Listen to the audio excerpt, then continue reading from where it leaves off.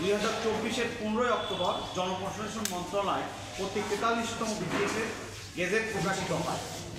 গত 30 ডিসেম্বর নতুন করে এই গেজেট প্রকাশ করা হয়। এতে দেখা যায় বিভিন্ন ক্যাডার প্রার্থীদের মধ্য থেকে 168 জনকে বাদ দেওয়া হয়েছে।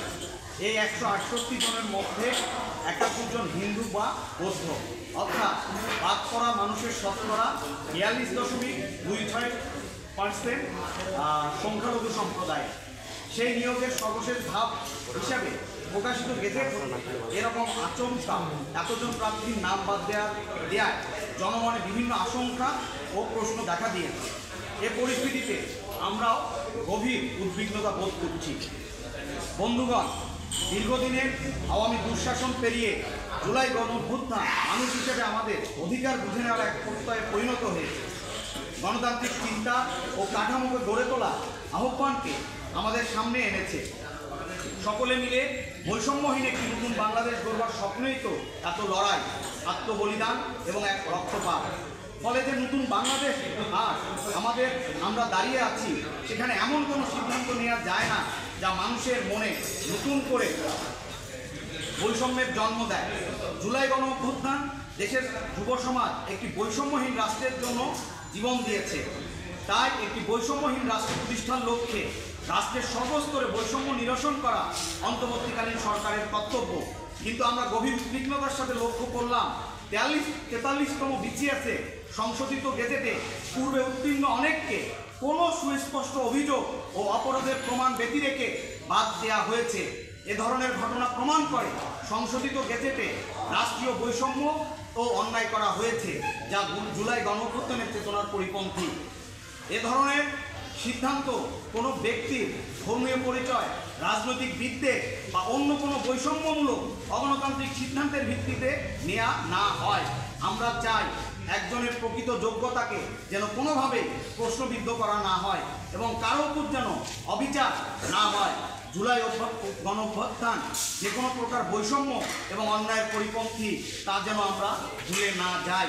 আপনারা জানেন, দেশে প্রয়োজনের তুলনায় সরকারি চাকরির ক্ষেত্রে খুবই অপ্রতুল। তরুণদের কর্মসংস্থান হচ্ছে না, বেকার সংকট কাটছে না, দেশের তরুণরা কাজ পাচ্ছে না। এ অবস্থায় তরুণরা নিজেদের ভবিষ্যৎ দেখতে পাচ্ছে না। সরকারি সেক্টরে যথেষ্ট নিয়োগ দেওয়া হচ্ছে না।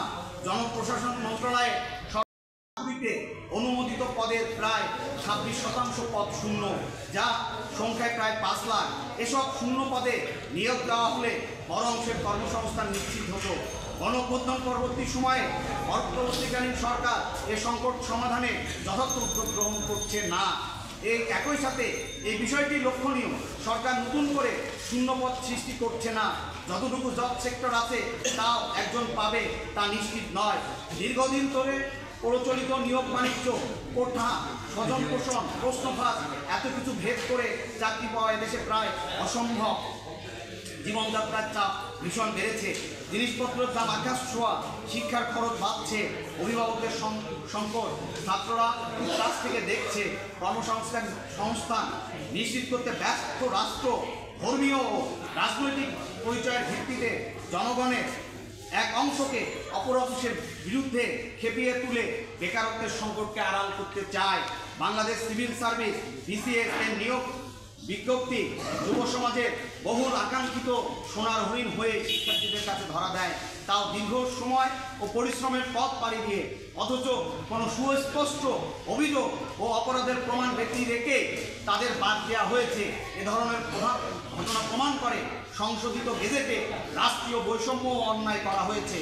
উদ্ভূত পরিস্থিতির বিবেচনায় আমরা অন্তর্বর্তী সরকারের কাছে জোর দাবি জানাই, সংবেদনশীলতার সঙ্গে এই প্রজ্ঞাপন পুনঃ বিবেচনা করে ফল